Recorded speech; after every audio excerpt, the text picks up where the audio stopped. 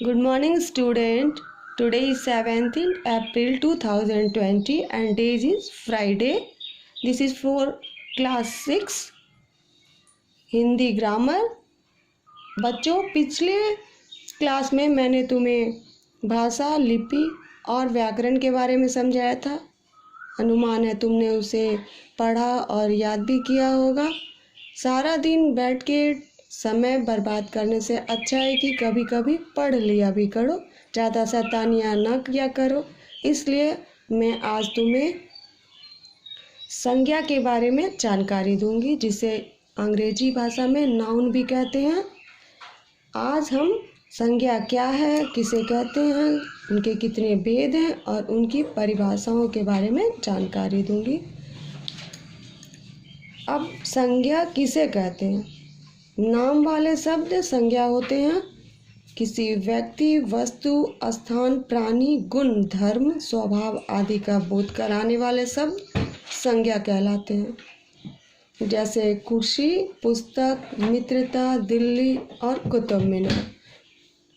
जितने भी नाम वाले शब्द हैं सारे संज्ञा होते हैं, चाहे वो सजीव हो, निर्जीव हो, सारे शब्द ही संज्ञा कहलाते हैं।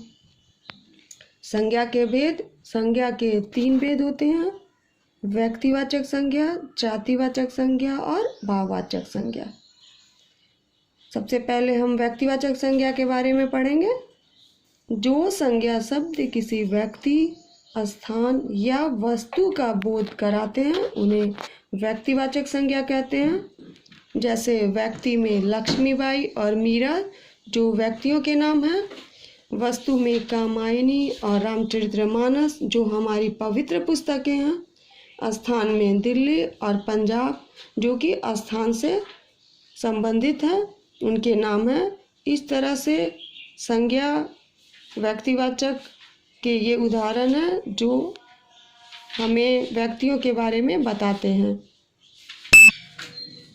अब दूसरा है जातिवाचक संज्ञा। जो संज्ञा शब्द किसी प्राणी या वस्तु की पूरी जाति का बोध कराते हैं उन्हें हम जातिवाचक संज्ञा कहते हैं। जैसे लड़का, पक्षी, कुर्सी और पशु। मिट्टी, सोना, चांदी, पानी, द्रव्य तथा धातुओं को भी जातिवाचक में रखा गया है।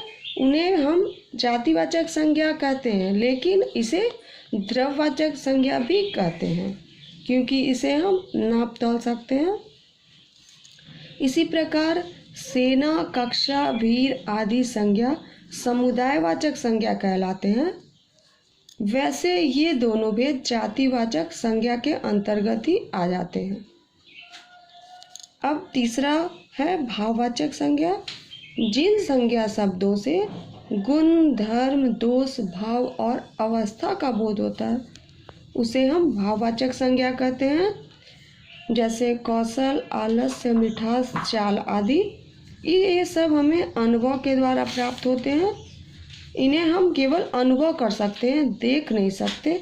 इस तरह से बच्चों, हमने संज्ञा किसी नाम वाले शब्द को कहते हैं। संज्ञा के 3 भेद होते हैं: व्यक्तिवाचक संज्ञा, जातिवाचक संज्ञा और भाववाचक संज्ञा। और उन सारों के उदाहरण के साथ आपने पढ़ा, समझा और मुझे विश्वास है कि आप इसे दोबारा पढ़ने की कोशिश करेंगे।